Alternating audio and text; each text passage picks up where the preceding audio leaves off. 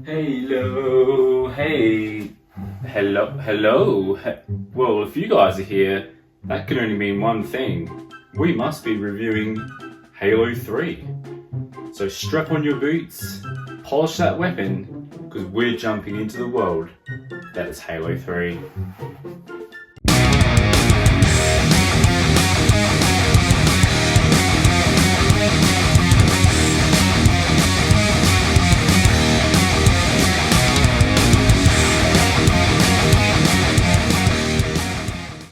Gundies, to turn around and say that I wouldn't be excited for this game would be an absolute lie. Coming off the bat of the previous Halo titles, I was keen as mustard to play this title. And we start the game with Master Chief burning through the atmosphere like a big meteorite out of space, smashing into the ground surface below. And you'd be thinking, shit, this guy ain't gonna make it, but come on Gundies, this is Master Chief. That green, handsome suited man ain't gonna be dying, and there wouldn't be a Halo 3 without him. Now, I have never been a fan of games that have training exercises within them, and thankfully Halo 3 does away with the more lengthier sort of training intro. It's all down to just now simply looking around with the analog sticks, and then we are straight into battle with Master Chief. This I love. Being a seasoned gamer like myself, I don't want to be doing anything that involves learning how to use the controls. Those things we can learn on the go. It's within the first opening levels we get to see our old friend the Arbiter join in battle against the Covenant. And this is where, Gundies, I come across my first little disappointment within the game, and this is me being super picky, but it's my review and I will bring it up, is the fact we don't get to play as the Arbiter. I mean, like, come on. This was one of my favourite things within Halo 2, was the way the story was broken up into parts where you got to play some levels as the Arbiter, some levels as Master Chief, and it came all together. Now, I know the story has evolved and during that time things have changed, but it was just a little bit sad to see our old friend the Arbiter running alongside of some battle, or only seeing him within cutscenes. It was just like he was just dying to be picked up and played. Our first major mission set upon us within the game is to save our fellow comrades from the grip of capture from the Covenant, and this is an absolute blast for many reasons, one of them being that there is so much stuff happening on screen. There's bullets flying, there's enemies coming out from every nook and cranny. You will be kept on your toes through these opening areas. It is so fun. When we get to the level to Savo Highway, this is where the game, for me, jumps into hyperspace. Like, seriously, Gundies, I was just smiling and laughing my way through this entire level. Fuck you. Our objective in this level is to help our fellow Marines get away from the base. We start the level with the legendary Warthog vehicle, and I can say truly here that this is just awesome. The controls of the Warthog are spot on, it's responsive, and it just feels right. I no longer have that, well, I still to this day still have PTSD from Halo, the original title. This is just amazing and I love it. And I will say though that I still managed to have a couple of crashes, but I swear to you guys that I'm a good driver. I really am.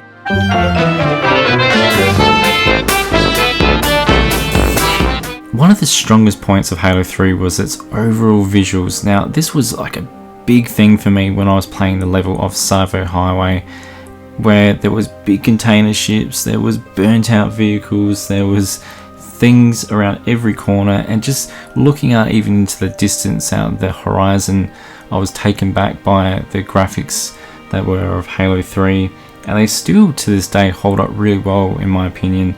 You will get lost looking around at different things as you're playing through the game. While we're talking things graphics, I really want to jump into what is the world environment that is of Halo 3, and it is just awesome how this game plays out from start to finish.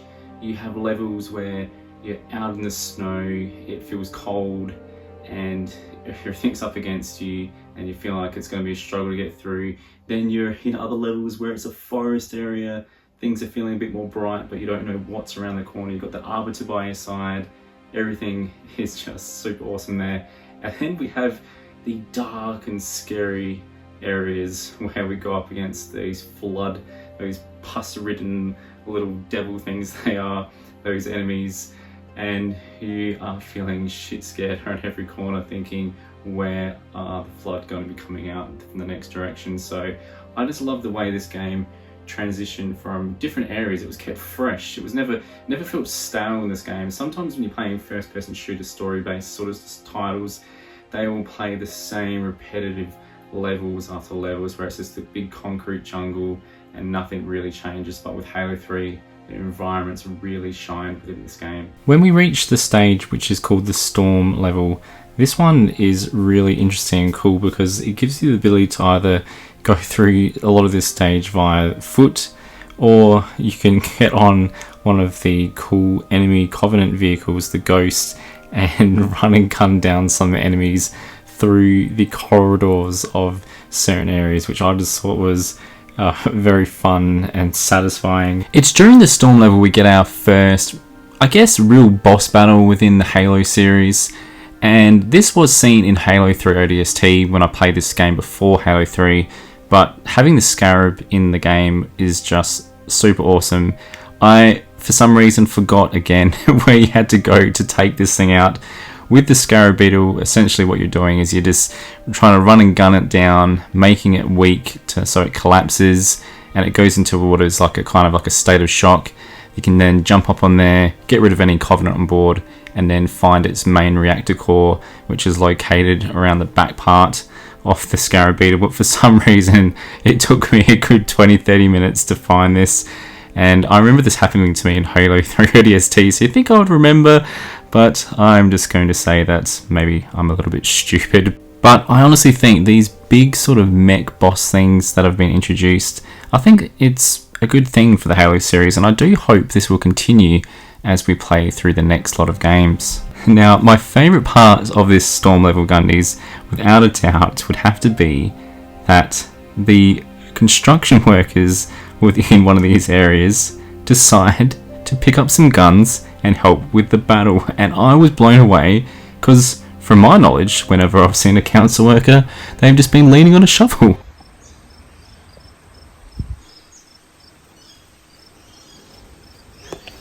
Who the bloody hell was that? When we get to the stage which is called the Flood, this is by a far stretch probably one of my favourite openings to a level. I mean, just look around at this, guys. It looks so damn creepy, and you know some shit is about to go down, and it surely does against the Flood. For those that don't know, the Flood are creepy, like human sort of mutations, I guess like half zombie, half pus-ridden things. And they come in many different forms. I mean, there's some that have these big pincer-like arms, which kind of remind me of the Necromons from Dead Space. And then you have these big bloated, pus-ridden, baby-filled enemies that will, when you shoot them with a shotgun and they explode, all these little baby flood come out of them, and that just makes for a hell of a little fun battle. But one of the coolest things, I don't know if I saw this in any of the other Halo titles I've played so far, but when you go up against a Flood, your fellow comrades, when they're attacked by the Flood themselves, they can be overrun by them and then turned into the Flood themselves. And I found this quite fun and scary at the same time, because you'd be seeing it happening in front of you and you're like, shit, get the shotgun out, let's get rid of this before it turns into something worse. So that was so cool, and I really loved this level as well. The stage called the Ark has some great sniping fun. Now, I'm not a fan of sniping in levels most of the time, but I did have some fun with this here, and there's an amazing cutscene as well with the Covenant. Another new vehicle arrives, and this time this one is called the Prowler, basically like a snow sled, and this one's really cool. It's very fast and had a lot of fun with it. This level gave me some great sense as well of mateship throughout the level, where you're running and gunning close to your teammates, your fellow comrades that is, And it really did cast my mind back to the very first Halo, the original title that was, where there was just that real close-knit relationship with all your mates out there, and I really loved this to bits. It was such a fun stage. And then we also get 343 Guilty Spark makes his return, that creepy little robot, and like Cortana, you really have no idea whether you should trust him or not at this stage of the game. Once we reach the stage which is called the Covenant stage, we are given the task to pull down one of 3 barrier towers to stop the Halo ring from being powered up. We know if the power is given to this Halo ring, it is game over for Master Chief, and it's game over for all humankind. But this is where I discover that we have dual weapons back. The return of the dual pistols was just that icing on the cake for me. It really was. That, you know, getting the chance to take on some of the more bullet spongy enemies with the dual pistols, it just makes for a hell of a lot more fun, especially when you've got quite a few of them coming at you at any given time. Once we shut down the first tower, the Arbiter backs us up and takes down the tower too. However, old Johnson gets pinned down in his quest to kill the tower off, and the game ramps up in difficulty. The Flood then enters the atmosphere like a virus, adding that extra level of difficulty. To my surprise, the Flood actually comes down and helps us. We stop the ring from being powered up, but it's not without its losses, guys. We take, sadly, some big losses here. It's around this time that we're on a task to try and find Cortana. When we do find her, she's looking very weak, sad, and looking like she's not going to last very much longer. She hands us over the activation access from the first Halo ring, and like a love story, Master Chief and Cortana join as one. Our new major task is to destroy the High Charity with blowing up the reactors. There's a lot of fun to be had in this stage with a great variety of weapons at your disposal. This time round, I would have to say my favourite weapon would have to be a few of the new appearances, being the heavy machine gun, the HMG, allowing you to rain bullets on the enemy, and the brand new appearance shotgun of the M90 shotgun, perfect against the Flood, and well, anything by that matter anyway. The Arbiter helps us finish the stage, and we get out just in the nick of time with the Flood trying to stop us. The stage Halo begins with the Arbiter, and we reach another point of amazement for myself of how far games have come, especially in the areas of snow. I mean, I know it's snow, but against today's titles, you can really see how far we've come in this area alone. You look at things like Tomb Raider, look at things like God of War, the new God of Wars that have come out, the depth of the snow, the way it looks, the way it shimmers in certain spots with ice, and there's bits of dark rocks in there. This is just purely white snow, and you cannot deny that, but it just amazes me how far we've come in that area. Now, there are some juicy storyline pieces that flowed from here, so for those who haven't played Halo 3, I won't spoil anything from here on. The ending of the game pays tribute to the original Halo. This time, the frustration like I had driving the Warthog in the original OG Halo was far less felt. If you die, or drive off into a hole, off the cliff that is, you can simply restart from a checkpoint, which refreshes quite often this time around. In the original Halo, you'd get so close to the end and you make one mistake and you'd have to go all the way back to the starter level, and that just created some real frustration for me. The ending, while simple, is just a heck of a lot of fun.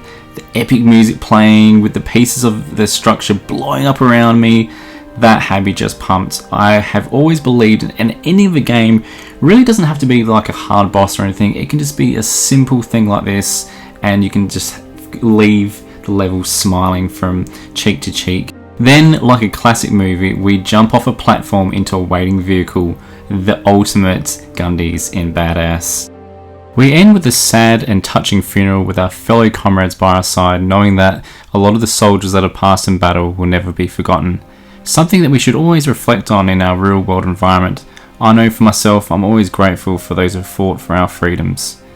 The Truth, the Covenant, and the Flood are now all gone, with our Master Chief hero going into a big deep sleep within his pod, telling Cortana to wake him when she needs him, giving us the hope of another Halo title within the series.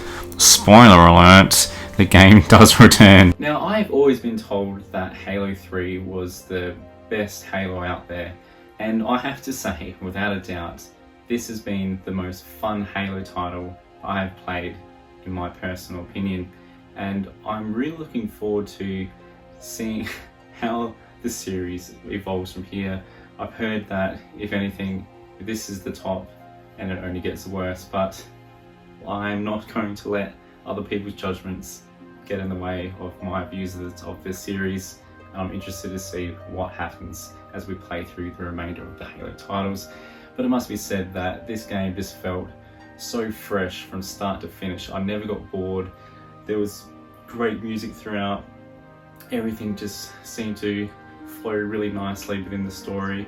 Yes, we had a few little pieces where I would have loved to have seen the Arbiter join Master Chief in a bit more of the battles like we had in Halo 2, but overall it was just an amazing game, and it gets that big Gundam Russ tick of approval, guys. It's so worth playing if you're just wanting to get that little bit of a taste for what Halo is. You don't want to go through all the games from start to where this is. Just go straight for Halo 3. Seriously, you don't really need to know the rest of the stories beforehand.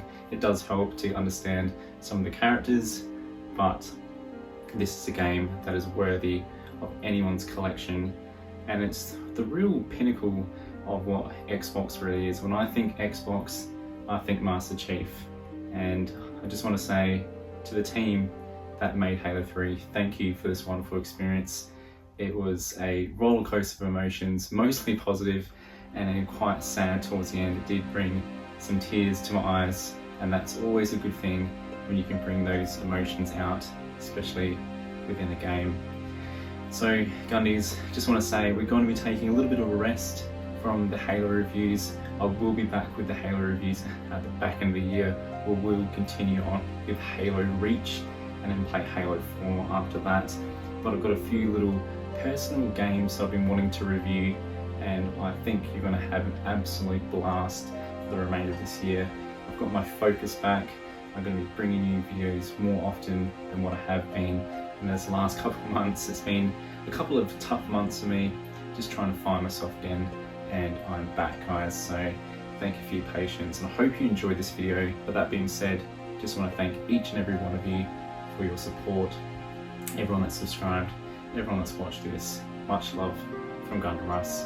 Alright guys, as always, don't forget to subscribe, fools. See you later.